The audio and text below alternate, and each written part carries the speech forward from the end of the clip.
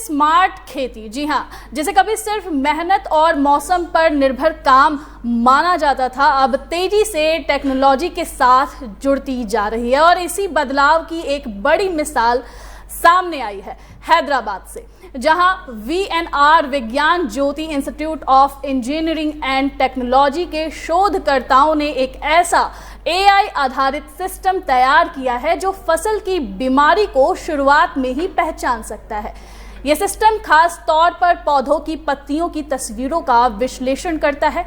किसान अगर अपने मोबाइल से पत्ती की एक फोटो लेकर इस सिस्टम में डालता है तो ये तुरंत बता देता है कि फसल स्वस्थ है या उसमें किसी बीमारी के लक्षण दिखाई दे रहे हैं।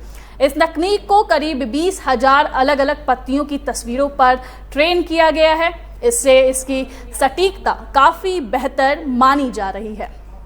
ये AI मॉडल मुख्य रूप से टमाटर, आलू और मिर्च जैसी फसलों में शुरुआती बीमारी पकड़ने में सक्षम है और यही इसकी सबसे बड़ी ताकत है।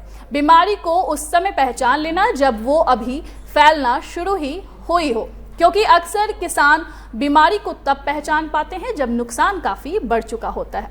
इस तकनीक का सीधा फायदा ये होगा कि किसान समय रहते सही दवा का इस्तेमाल कर सकेगा।